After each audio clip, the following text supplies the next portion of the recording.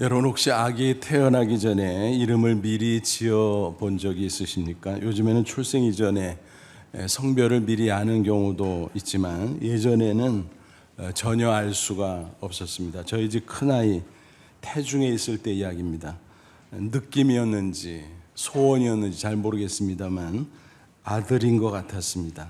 어르신들도 말씀하셨습니다. 척 보면 알아. 아들이야 아들 분명해. 그렇게 말했습니다. 그래서 남자의 이름을 지어놓고 기다렸습니다. 그런데 딸이 나왔습니다.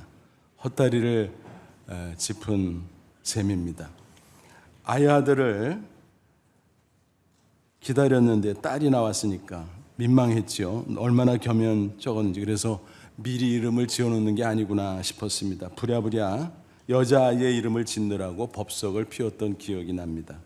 그런데 본문을 보니까 예수님은 어땠나요? 탄생 이전에 미리 이름을 지어 놓았습니다. 누가요? 하나님이 이름을 지어 놓았습니다. 두 개의 이름이 나오죠. 오늘 본문에 예수, 임마누엘. 그리스도는 사실은 이름이라기보다는 직책입니다. 예수, 임마누엘. 이 두 개의 이름. 여러분 이름은 어떻습니까? 본인의 존재를 대신하죠. 그래서 예수님의 이름에는 그분이 어떤 분인가, 또 그분은 어떤 일을 하는가, 그런 내용들이 포함되어 있습니다. 그런 점에서 예수님의 이름을 잘 아는 것은 아주 중요합니다. 그럴 때 예수님을 바로 믿을 수가 있습니다. 또 예수님께서 주신 은혜가 무엇인가 정확하게 알 수가 있습니다. 성탄절이 가까운 이 대강절에 다시 한번 예수님의 이름의 뜻이 뭔가 깊이 묵상하며 또 살펴볼 수 있기를 바랍니다. 그래서 바른 믿음을 세우고 예수님이 주신 풍성한 은혜를 받아 누리는 저와 여러분 다 되시기를 주님의 이름으로 축원합니다. 먼저 예수님의 이름이 먼저 미리 지어졌던 경위를 살펴보죠. 지금으로부터 2000여 년 전 이스라엘 갈릴리의 나사렛 동네 처녀 마리아가 살고 있었습니다. 그런데 그에게 아주 신기한 일이 벌어집니다. 천사가 나타난 거예요. 그러면서 처녀인데 그이가 잉태할 거다라고 말하는 것이었습니다. 아예 이름까지 미리 알려줬어요. 누가복음 1장 31절 보라 내가 잉태하여 아들을 낳으리니 그 이름을 예수라 하라 그랬습니다. 하지만 마리아로서는 도저히 받아들일 수가 없었죠. 그렇게 남자를 알지 못하는 처녀인데 그게 무슨 말인가 당초에 이해할 수가 없었던 것입니다. 또 너무 당황스럽습니다. 그녀는 약혼자가 있었잖아요. 지난주에 말씀드린 것처럼 고대 이스라엘 사회에서 약혼은 결혼과 비슷하고 다만 그 기간 동안에는 절대 순교를 지켜야만 했습니다. 약혼자는 한 동네에 사는 요셉이었습니다. 그러니 얼마나 기가 막혔겠습니까? 그렇죠? 그런데 천사는 성령의 능력으로 하나님의 아들을 잉태하는 거야 라고 못 박아 말했습니다. 마침내 마리아는 하나님의 뜻을 깨달았고 순순히 받아들입니다. 순종합니다. 한편 아무것도 모르고 있었던 요셉 어떻습니까? 한 동네 사니까 자연스럽게 마리아의 몸에 이상이 있는 것을 눈치챘겠죠. 그리고 고민에 빠져버립니다. 약혼 기간 중에 임신을 하게 되면 마을 사람들이 부정한 여자라고 끌고 나가서 돌로 쳐 죽일 수도 있는 상황. 끔찍하죠. 그래서 요셉은 이도저도 못하고 계속 고민만 하고 있었습니다. 그런 여자와 결혼할 수도 없고 또 그렇다고 동네방네에 떠들어서 죽게 할 수도 없고 고민 끝에 그는 조용히 끊자라고 작정을 하고 있었습니다. 바로 그때 하나님께서 천사를 보내주셨다 그랬죠. 천사가 꿈에 나타나서 자초지종을 다 설명해 줍니다. 오늘 본문 20절 보세요. 이 일을 생각할 때 주의 사자가 천사가 현몽하여 꿈에 나타나 이르되 다윗의 자손 요셉아 내 아내 마리아 데려오기를 무서워하지 말라. 여기서 아내라고 불렀죠. 방금 말씀드린 것처럼 이스라엘 사회 속에서 약혼은 결혼과 거의 마찬가지이기 때문에 아내라고 부른 겁니다. 아내 데려오기를 무서워하지 말라. 그에게 잉태된 자는 성령으로 된 것이라. 설명을 해줬어요. 이상하게 생각하지 마. 하나님의 아들을 성령으로 잉태한 거야. 그러면서 이름을 미리 알려줍니다. 21절이에요. 아들을 낳으리니 이름을 예수라 하라. 그리고 이런 일은 갑자기 툭 튀어나온 게 아니야. 뭐라 그랬어요? 하나님의 섭리 가운데 오래전에 미리 예언되었던 말씀이 성취된 것이다 라고 증거해 주었습니다. 본문 22절 23절 보세요. 이 모든 일이 된 것은 주께서 선지자로 하신 말씀을 이루려 하심이니. 어느 선지자예요? 이사야죠. 이르시되 보라 처녀가 잉태하 아들을 낳을 것이요 그 이름을 임마누엘이라 하리라 하셨으니. 바로 구약성경 이사야 7장 14절의 인용인데 성탄이 이전 700년 전에 이사야 선지자가 예언했던 말씀이다라는 것입니다. 그런데 딱 맞아떨어졌다, 성취됐다라고 하는 것입니다. 놀랍게도 요셉은 천사가 전해준 말을 곧이곧대로 믿었습니다. 아마 그 과정 다음에 마리아와 대화하는 시간도 있었겠지요. 서로 경험한 내용이 일치하는 것을 보고 야, 천사가 나타난 게 맞구나. 우리가 환상을 본 게 아니구나. 그래서 믿음이 더욱더 견고해졌을 것입니다. 특별히 하나님의 아들에게 지어줄 이름이 예수라는 사실을 서로 확인하고는 너무너무 놀라워했습니다. 그리고 기쁨이 넘쳤을 것입니다. 야, 맞구나. 하나님의 아들이 성령으로 잉태된 거야. 확신 가운데 그들은 굳게 섰습니다. 하나님께서 마리아의 정결한 몸을 빌려서 그 아들을 세상에 보내시는 거야. 확신할 수 있었던 것입니다. 요셉은 즉시 마리아를 보호하기 위해서 자기 집으로 데려오지요. 그리고 마리아가 아기를 낳기까지 동침하지 않고 순결을 지키게 됩니다. 이런 과정을 쭉 보면 야, 마리아 대단해. 많은 사람들이 마리아의 믿음을 칭송합니다. 어떻게 그 처녀의 몸으로, 그때 뭐 나이로 치면 13세, 14세 뭐 그 정도밖에 안 됐을 거예요. 야, 정말 대단하다. 칭송합니다. 당연하지요. 근데 사실은요, 요셉의 믿음도 그에 못지 않다는 사실입니다. 그런 기가 막힌 상황에서 어떻게 마리아의 잉태 사실을 100% 확신했을까? 또 마리아를 그렇게 데려올 수 있었을까? 정말 놀랍지요. 그래서 종교개혁자 마르틴 루터는 이런 말을 했습니다. 성탄에 있어서 가장 큰 기적은 마리아가 잉태한 것이 아니라 요셉이 그것을 온전히 믿은 것이었다. 어떻게 생각하십니까? 일리가 있잖아요. 그렇죠. 어떻게 그런 상황에서 믿었을까? 요셉은 약혼자로서 자신의 인생의 송두리째 망가질 수도 있는 그 위험한 상황이었지만 그 모든 것을 감수하고 받아들였다니, 여러분 정말 대단한 믿음 아니겠습니까? 그런 점에서 이런 생각을 한번 해봅니다. 요셉도 그런 기가 막힌 상황에서 동정녀의 잉태를 믿었는데 다른 그 어느 누구가 믿지 못하겠나라는 것입니다. 잘 생각해 보세요. 유명한 코미디언이었던 고 구봉서 장로님의 일화입니다. 연예인교회, 지금 예능교회로 바뀌었죠. 그 교회가 시작될 때의 이야기입니다. 고 하용조 목사님이 전도사 시절이었는데 연예인 몇 명과 함께 성경 공부를 하고 있었습니다. 그런데 어느 날 마태복음 1장을 공부하는 날이었습니다. 참가자 중에 한 사람이 꼬치꼬치 따지고 드는 것이었습니다. 어떻게 처녀가 혼자서 아기를 낳아요? 말도 안 돼. 그게 말이 돼요? 이런 황당무계한 이야기를 믿으라고요? 강요하지 마세요. 뭐 이런 식으로 물고 늘어지는 것이었습니다. 그러니까 진도를 나갈 수가 없었어요. 성경 공부 진행이 불가능해지는 아주 난감한 상황이 됐습니다. 그 광경을 지켜보던 구봉서 장로님, 그 당시에는 성도였는데 그 사람을 향해 화가 나서 이렇게 소리를 쳤다고 합니다. 아니, 그 서방이 믿는다는데 왜 네가 난리야? 전곡을 찌른 말이었죠. 그렇잖아요. 세상 사람들은 다 못 믿는다고 그러는 상황에서 요셉은 철석같이 믿었다고 했잖아요. 도저히 믿을 수 없는 그런 상황에 있었던 요셉이 믿었다면 그 누가 감히 믿지 않고 시비를 걸 수 있겠느냐라는 것입니다. 정말 명답이었습니다. 그 일이 있고 나서부터 구봉서 장로님은 전도할 때마다 그런 유사한 상황이 되고 질문이 나오면 그 말을 써먹었다고 하는 것입니다.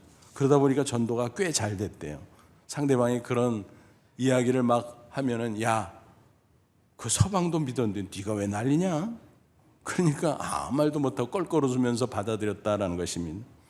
여러분도 전도할 때 비슷한 상황이 되면 꼭 사용해 보시기를 바랍니다. 어쨌든 이렇게 해서 미리 붙여진 그 이름 예수 그리고 임마누엘이었다라는 것입니다. 하나씩 살펴보죠. 먼저 예수라는 이름 무슨 뜻인가? 본문에 나와 있습니다. 21절 보세요. 아들을 낳은 이름을 예수라 하라. 그 다음에 뭐라 그랬어요? 이는 그가 자기 백성을 그들의 죄에서 구원할 자이심이라 하니라. 예수라고 하는 이름은 본래는 여호와는 구원이시다 그런 뜻이에요. 그래서 그것을 풀어서 자기 백성을 죄에서 구원할 자라고 설명을 해놓은 거죠. 한마디로 말하면 뭐예요? 구원자 혹은 구세주라는 뜻입니다. 영어로 Savior라고 하는 것입니다. 유대인들은 아들을 낳으면 대개 아버지가 이름을 8일째 할례의식 베풀면서 지어줬다 그래요. 근데 예수님은 누가 이름을 붙여줬나요?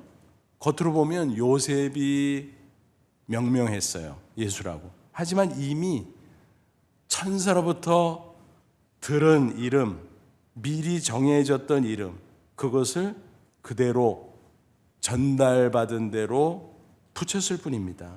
그러니까 이름을 하나님이 지어준 거죠. 그러니까 유대인 사회의 컨텍스트 속에서 보면 예수님의 아버지는 바로 하나님 자신이라는 것입니다. 그러니까 예수 그 이름 속에는 하나님이 당신의 아들을 이 세상에 왜 보내셨는가 인간의 모습으로 그 목적이 잘 들어가 있다는 것입니다.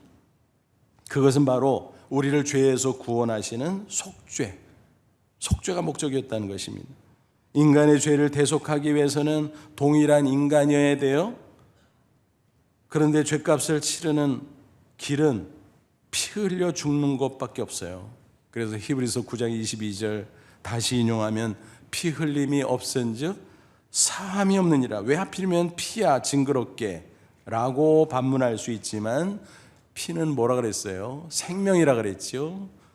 피 흘리는 것은 사망이라 그랬죠. 그러니까 죄의 삭슨 사망 대신 그 죄값을 치는 것은 피 흘려 죽는 것밖에 없다라는 것입니다. 그래서 구약 시대에 어떻게 했습니까? 십자가 대속의 예표로서 짐승이 애매하게 인간 대신 피 흘려 죽는 속죄 제사를 시행했었다라는 것입니다.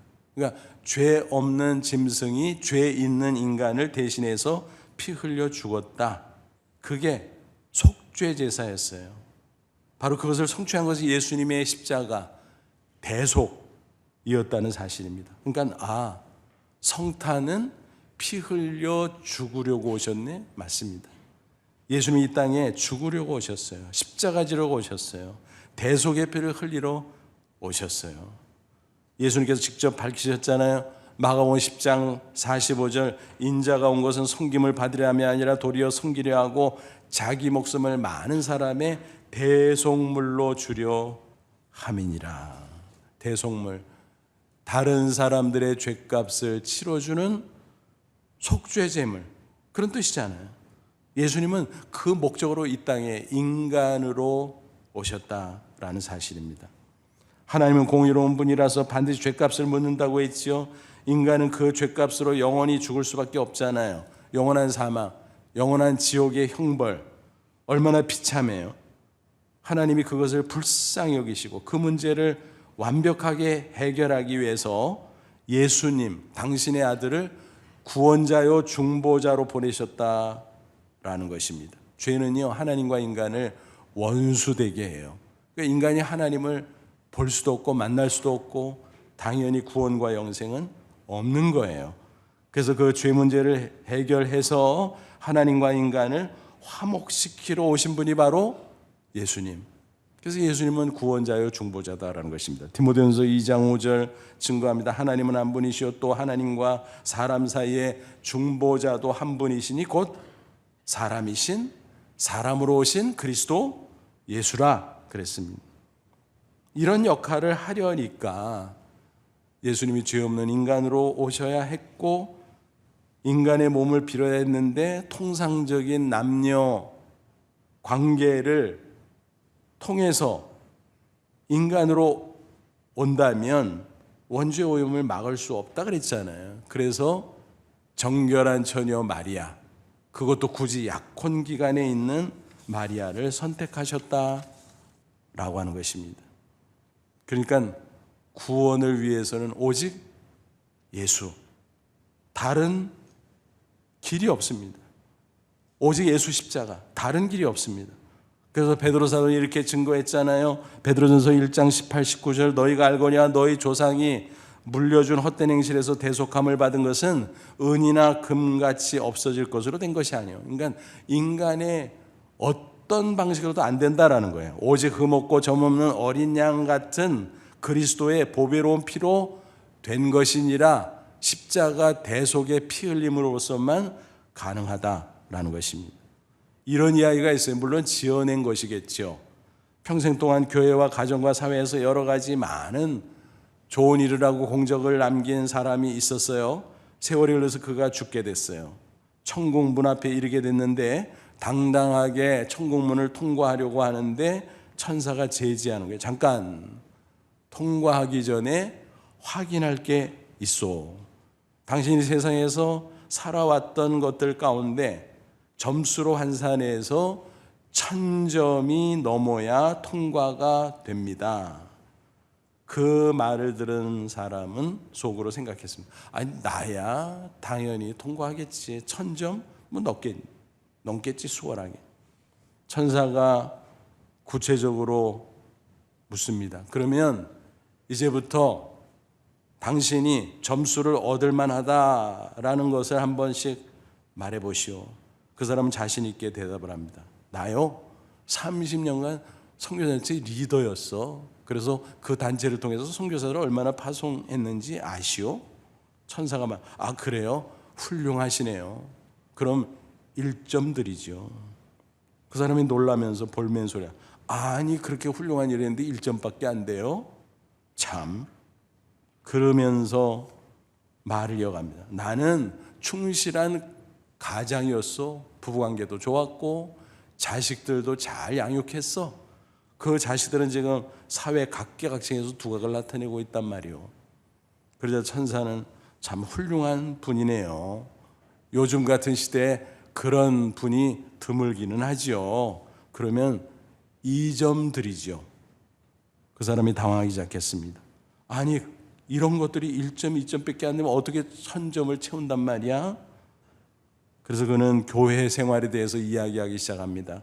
지난 60년 동안 교회에 한 번도 빠진 적이 없었다고 해. 게다가 새벽 기도도 열심히 했다니까요. 천사가 말합니다. 그러면 1점 더 드리죠. 아니 1점밖에 안 돼요? 그런 식으로 계속 몰리다 보니까 더 이상 내세울 것이 없었습니다. 1000점을 채우는 것은 불가능하다는 것을 결국 깨달을 수밖에 없었습니다. 울상이 된 그 사람을 호소합니다. 그래도 좀 봐주세요. 제발 봐주세요. 나는 예수님의 십자가를 믿는단 말이에요. 오 주여 나를 도와주세요. 천사가 통과 안 시켜주는데 주님이 도와주세요. 그래서 천사가 반색을 하며 말합니다. 아유 진작 좀 말씀하시지. 예수님을 믿는 게 최고지. 1000점 드리겠습니다. 통과. 여러분 지어낸 얘기지만 우리 기독교 구원 교리를 쉽게 정확하게 설명해 주는 이야기 아닙니까 여러분? 우리가 공로를 내세우고 공적을 이야기하지만 그거는 구원 이후예요. 구원 이전에는요. 인간의 공적 공로가 있어봐야 별게 아니죠. 그것으로 어떻게 구원을 받습니까? 죄인이 불가능하죠. 그러니까 예수님의 십자가 대속의 은혜로 구원받고 나서 하나님의 자녀로서 이제 믿음 생활하고 신앙 가운데 이런저런 일들을 하면 하나님이 아이고 기특하구나 하고 기억하고 그것을 공적으로 여겨주시고 축복하시고 천국의 상을 주실 뿐이지 어디 그런 걸 구원에 갖다 댑니까? 말도 안 되죠. 그렇습니다. 우리가 구원받고 하나님의 백성이 되는 길, 영생을 얻고 천국에 가는 길은 오직 예수 십자가 피밖에 없다는 사실 다시 한번 꼭 기억하시고 확신하시기를 바랍니다. 영국의 위대한 여왕 빅토리아 잘 아시죠? 그 부친 켄트 공작 에드워드의 일화입니다. 그는 중년의 병환으로 임종을 앞두고 있었습니다. 주치의가 민망했어요. 치료할 수 없네. 보내드릴 수밖에 없네. 너무너무 민망한 나머지 위로한답시고 그의 공적들을 하나하나 기억하고 길게 열거하기 시작했습니다. 그리고 칭송했습니다. 공장님이시여, 당신은 이러이러한 했습니다. 이런 공적을 남겼습니다. 훌륭하십니다. 대단하십니다. 이렇게 많은 공적들이 있으니 사후는 확실히 보장될 것임을 믿습니다. 그러자 힘이 없었던 에드워드였지만 단호하게 이렇게 대답을 했다고 합니다. 여보시오, 내가 구원을 얻는 것은 내가 공작이기 때문도 아니요, 내가 이런저런 공적들이 있기 때문도 아니요, 오직 구주 예수 앞에 내가 죄인이기 때문이요. 자신이 죄인인 것을 깨닫고 예수님을 구주로 믿는 그 믿음 때문에 구원받고 천국 가는 거지, 그런 공적 따위로 구원 불가능하다라는 것이었습니다. 아무쪼록 구주 성탄을 기다리는 이 대강절에 오직 예수만이 나의 구원자라는 사실을 재확인하며 구원의 확신 가운데 기쁨과 감사로 넘치는 저와 여러분 되시기를 축원합니다. 또 예수 그 이름과 더불어 또 하나의 이름이 있죠. 그 이름 임마누엘입니다. 23절 다시 보세요. 보라, 처녀가 잉태해 아들을 낳을 것이요 그 이름은 임마누엘이라 하리라 하셨으니 이를 번역한즉 하나님이 우리와 함께 계시다 함이라 그랬습니다. 임마누엘 무슨 뜻이라고요? 하나님이 우리와 함께 해 주신다. 영어로 말하면 God with us라는 뜻입니다. 그러니까 예수님이 보이는 하나님으로 이 세상에 오셔서 사람들과 함께 사셨다라는 것입니다. 이런 사실을 사도 요한은 이렇게 증거했습니다. 요한복음 1장 18절, 본래 하나님을 본 사람은 없으되 아버지의 품속에 있는 독생하신 하나님이 나타내셨느니라. 그렇죠. 인간의 육안으로 하나님을 어떻게 봅니까? 못 보죠. 그러니까 하나님이 없다 그래요. 하나님을 알아보지도 못해요. 하나님을 만날 수도 없어요. 그래서 하나님이 독생하신 하나님, 독생자 예수 그리스도를 이 세상에 보내셨다라고 하는 것입니다. 예수님을 통해서 보라고, 예수님을 통해서 알라고, 예수님을 통해서 하나님을 만나라고 그런 거죠. 그런데 한 번은 제자 빌립이 예수님께 아유 답답해 죽겠어요, 하나님 좀 보여주세요 라고 요구를 한 적이 있었죠. 그때 예수님이 뭐라고 말씀하셨나요? 요한복음 14장 9절 예수께서 이랬을 때 빌립아, 내가 이렇게 오래 너희와 함께 있을 때 내가 나를 알지 못하느냐? 나를 본 자는 아버지를 보았거늘 어찌하여 아버지를 보이라 하느냐? 하나님을 볼 수 없으니까 보이는 하나님으로 예수님이 육신을 입고 이 세상 인간으로 오셨건만, 그래서 그들과 함께 해주셨잖아요. 3년 반가량, 그지요? 말씀도 해주셨고 이적들도 보여주셨고 또 여러 가지로 도와주셨고, 그러면 와, 이 예수님이 하나님의 아들이네. 그러니까 하나님이 이런 분이구나. 예수님을 통해서 하나님 아버지를 만날 수 있는, 이렇게 돼야 되는데, 아니 기껏 그런 모습으로 예수님께서 보여주시고 보여주셨건만 세상에 그렇게 오랜 시간이 흘렀는데 예수님에게 하나님 보여달라고 누가 답답했을까요? 빌립이 답답한 게 아니라 예수님이 답답하셨을 거예요. 인간으로 오셨던 예수님은 마침내 십자가에 피 흘려 죽으셨습니다. 그리고 부활하셨습니다. 그리고 승천하셨습니다. 그러면 더 이상 이 세상의 인간들과 함께 할 수 없는가? 그거는 아니죠. 예수님은 승천하신 후 당신을 대신해서 성령을 보내 주셨습니다. 십자가 지시기 전부터 미리 약속하셨던 바예요. 요한복음 14장 16절 내가 아버지께 구하겠으니 그가 또 다른 보혜사를 너에게 주사 영원토록 너희와 함께 있게 하시니, 보혜사는 옆에서 도와주는 분, 그런 뜻이에요. 영어 성경 보면 번역본에 따라서 카운슬러, 헬퍼 뭐 등등으로 그렇게 번역을 하는데 우리말 성경이 최고 번역이라고 생각합니다. 보혜사, 보호해 주시고 은혜 베푸시고 가르쳐 이끌어 주시고, 보혜사예요. 근데 그 앞에 수식어 또 다른, 영어 성경은 another라고 했어요. 무슨 말인지 그 정확한 뜻을 아시지요? 어떤 게 하나가 있는데 동일한 게 또 하나 있을 때 another를 붙이지 않습니까? 그러니까 보혜사가 이미 있다는 거예요. 근데 성령님이 또 다른 보혜사로 오실 거라는 거예요. 그럼 이미 있는 보혜사는 누구예요? 예수님 자신이에요. 그렇잖아요. 육신을 입고 인간으로 오셔서 제자들과 함께 하셨어요. 임마누엘이죠. 그죠? 그래서 그들을 가르쳐 주시고 이끌어 주시고 도와주시고 그랬잖아요. 보혜사로. 그러네. 근데 부활 승천한 후에는 육신적으로 그렇게 할 수 없으니 그 대신 하나님이 여기신 성령님을 보혜사, 또 다른 보혜사로 보내주시겠다 약속하셨는데 정말 그렇게 됐죠. 그러니까 정리하면 성령은 또 다른 보혜사, 다른 말로 하면 뭐예요? 또 다른 예수, 또 다른 임마누엘이라고 표현할 수 있다는 것입니다. 그렇습니다. 예수님의 십자가 대속의 피로 우리를 죄와 사망에서 구원해 주실 뿐만이 아니라 하나님의 자녀 백성된 우리를 홀로 버려두지 않습니다. 방치하지 않습니다. 험악한 세상에서 이렇게 방치된다면 우리는 정말 너무 힘들죠. 큰일 나죠. 주님은 그렇게 하지 않습니다. 천국에 들어가는 그 마지막 순간까지 함께 해주시겠다고 약속하셨어요. 언제 어디서 무엇을 하든지 함께 해주시겠다, 도와주시겠다 약속하셨어요. 승천하실 때 분명히 약속해 주셨잖아요. 마태복음 28장 20절 볼지어다 내가 세상 끝날까지 너희와 항상 함께 있으리라. 이상해요. 부활한 몸으로 쫙 하늘로 올라가면 멀어지는 것 같은데 세상 끝날까지 항상 함께 있으시겠다고? 이게 뭔 말이야? 우리는 알죠.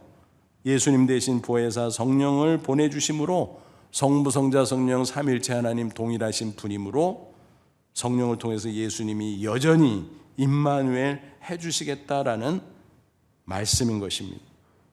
그렇습니다. 우리가 언제 어디서 무엇을 하든지 예수님은 지금도 성령을 통해서 임마누엘 함께 해준다는 사실을 믿으시기 바랍니다. 따라서 우리는 세상을 두려워할 필요가 없습니다.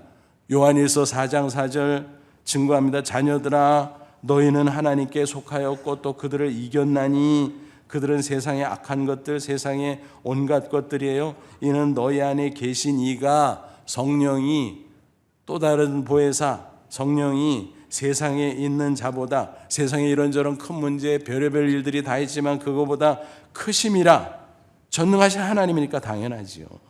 인생 살면서 세상에서 이런저런 문제 때로는 태산 같은 것들이 우리 앞을 가로막잖아요. 얼마나 겁나요? 얼마나 힘들어요?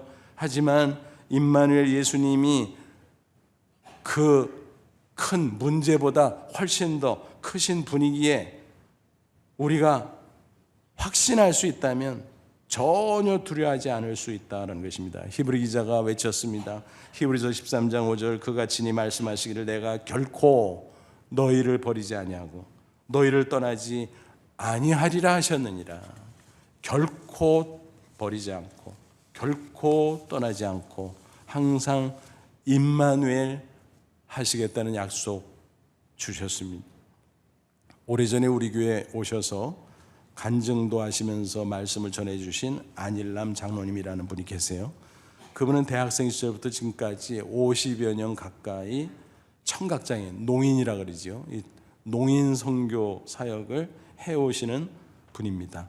직업은 정신과 전문 의세요. 의사 선생님이죠. 근데 제가 이렇게 지켜보니까 청각장애인 농인 선교 사역을 더 열심히 하시는 것 같아요. 의사 일보다 더 즐거워하시면서 더 열심히 하시는 것 같아요. 사연이 있었습니다. 초등학생 시절에 뇌종양이 생겼어요. 제거하는 수술을 받아야 되는데 그때는 의술이 지금처럼 이렇게 많이 발달되기 전이잖아요. 그 당시에는 뇌수술을 받다가 많은 사람이 죽던 시절이었다고 합니다. 뭐 절개하고 수술하니까 얼마나 위험했겠습니까? 이제 드디어 수술 날짜가 잡혀서 이제 수술 시간에 맞춰서 이제 병상에 눕혀진 채로 수술실을 향해 갑니다. 그러다가 수술실 문 앞에 딱 멈추는데 아버지가 말합니다.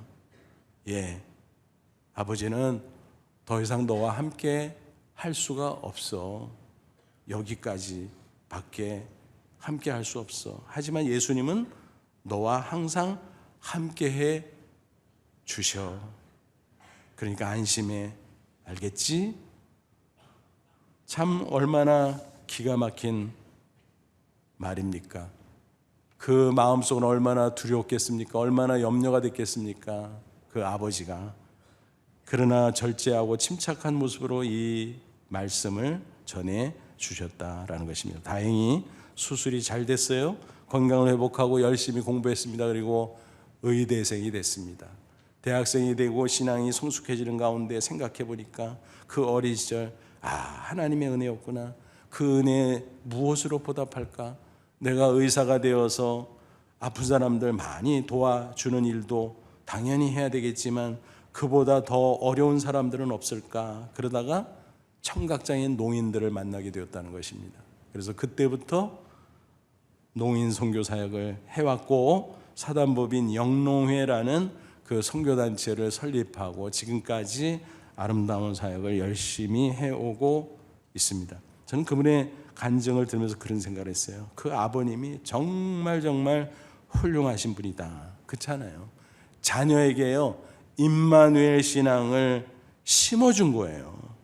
그 어려운 순간에 억만금을 물려준 것보다 더 좋은 것을 주신 것입니다.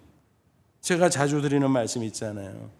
우리가 부모로서 자손들에게 재산을 물려주는 거 조금 주는 거라 그랬잖아요. 공부시키는 걸 조금 더 주는 거. 그런데 하나님 신앙을 전수해 주는 것은 전부를 주는 것이다. 그렇잖아요. 우리가 부모로서 자손들을 위해서 어느 정도까지 할 수 있겠어요?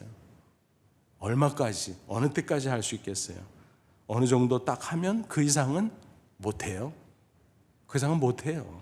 위에서 기도할 뿐이고 결정적으로는 신앙을 전수할 때 바로 임마누엘 은혜가 있기에 전부를 주는 것과 같다라고 하는 것입니다. 맞죠? 너나 할 것 없이 임마누엘 예수님만이 우리에게 전부가 되는 줄로 믿습니다. 여러분, 성탄절은 하나님께서 우리에게 예수 그리스도를 선물로 주신 날입니다. 그 놀라운 은혜가 그 이름에 담겨져 있어요.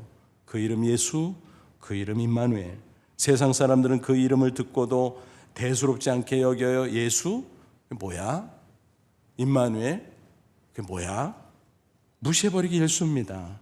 하지만 믿음으로 그 이름에 담긴 뜻을 발견하고 이해하고 확신할 수 있다면 우리는 예수 그 이름으로 구원의 은혜를 받을 수가 있습니다. 그리고 그 이름 임마누엘을 믿을 수 있다면 험악한 세상 우리가 살아갈지라도 전능자 하나님의 함께 해주심을 확신하면서 우리는 승리의 축복을 받을 수 있다는 사실입니다. 그러므로 이 대강절에 또 다가오는 성탄절에 그 이름 예수, 그 이름 임마누엘에 담긴 깊은 의미를 묵상하면서 풍성한 은혜를 체험하시기를 축원합니다. 여러분, 송명희 시인을 기억하시나요? 근자의 그 활동상이 지면에 잘 나오지 않아서 잊혀져 가는 분은 아닌가라는 생각을 할 수 있지만 사실 그분은 잊을 수 없는 천상의 시인이지요. 최근에 교계신문에 이야기가 게재됐는데 같은 동네 사는 원로 목사님이 벌써 송명희 시인이 60세가 됐는데 그 생일을 기념해서 지인들과 함께 모여 아름다운 모임을 가졌다고 합니다. 그런데 그 간증이 뭡니까? 그분은 어려서부터 뇌성마비로 고통을 받았습니다. 원망했습니다. 엄마, 하필이면 나를 왜 이렇게 낳았어? 차라리 낳지 말지. 공부도 할 수 없었습니다. 말을 하려면 몸부림을 칠 수밖에 없었습니다. 사람들 앞에 나설 수도 없었습니다. 그래서 16세 극적으로 살아계신 하나님 만납니다. 어느 날 부르짖었어요. 하나님, 살아계시면 좀 나타나 보세요. 나를 만나 보세요. 만나주세요. 하나님을 만났어요. 그러고 나니까 자신이 얼마나 큰 죄인인가를 깨닫게 됐어요. 예수님을 찾았습니다. 예수님, 나의 구주가 되심을 믿습니다. 예수님, 내게 와주옵소서. 나를 구원해 주옵소서. 그러면서 그 이름 예수 안에 구원의 은혜가 있음을 확신하게 됩니다. 그러고 나니까 하나님과 영적으로 통하게 되었고 천상의 언어들이 폭포수처럼 부어지게 되었습니다. 그래서 그 언어들을 하나하나 시로 지어서 발표했고 시집이 나왔고 또 음악인들이 그 가사에 찬양곡을 붙였고 많은 사람들이 그 찬양을 부르면서 감동을 받고 은혜를 나누고 하나님께 큰 영광을 돌리게 되었습니다. 그러면서 한창 때는 국내외를 순회하면서 수천의 집회를 인도하면서 예수 그리스도를 증거하기도 했습니다. 근데 어느덧 세월이 흘러서 나이 60. 아, 그랬구나. 몸이 많이 아프다고 하더라고요. 본래 아픈데 더 아프다니 마음이 좀 그랬습니다. 그럼에도 죽음조차 두려워하지 않고 믿음으로 여전히 승리하고 있다는 아름다운 이야기를 신문기사에서 볼 수 있었습니다. 과연 그 힘이 어디서 나오는 걸까? 바로 그 이름 예수, 그 이름 임마누엘에서 나오는 줄로 믿습니다. 송명희 시인의 초기시 가운데 그 이름이라는 제목의 시가 있어요. 찬양곡으로도 만들어졌죠. 소개해드리겠습니다. 한번 한 대목 한 대목 음미해 보시기를 바랍니다. 예수 그 이름 나는 말할 수 없네. 그 이름 속에 있는 비밀을, 그 이름 속에 있는 사랑을, 그 사랑을 말할 수 없어서 그 풍부한 표현 못해서 비밀이 되었네. 그 이름 비밀이 되었네. 사람들 그 이름 건축자의 버린 돌처럼 버렸지만 내 마음에 새겨진 이름은 아름다운 보석, 내게 있는 귀한 비밀이라. 내 마음에 숨겨진 기쁨, 예수 오 그 이름 나는 말할 수 없네. 그 이름의 비밀을, 그 이름의 사랑을. 아멘. 기도하겠습니다. 이 말씀 붙잡고 기도합니다. 하나님, 성탄절을 기다립니다. 이 대강절에 그 이름 예수, 그 이름 임마누엘 묵상합니다. 그 이름 가운데 담긴 구원의 놀라운 은혜, 그 이름 가운데 달린 놀라운 승리의 축복을 우리가 확신하게 하시고 당당히 승리하며 하나님의 영광을 빛내며 살아가게 하옵소서. 우리 다 같이 간절한 마음으로 잠시 기도합니다. 하나님 아버지, 은혜와 사랑을 진심으로 감사합니다. 그 이름 예수 감사합니다. 그 이름 임마누엘 감사합니다. 우리를 죄와 사망에서 구원해 주신 그 놀라운 은혜를 찬양합니다. 험악한 세상에 홀로 버려두지 아니하시고 임마누엘 함께 해주시는 그 놀라운 사랑을 기억합니다. 감사합니다. 남은 인생 험악한 세상 살지라도 구원의 확신과 승리의 확신을 가지고 당당하게 승리하며 주의 영광 빛내는 저희들 다 되게 해 주옵소서. 예수님의 이름으로 기도하옵나이다. 아멘.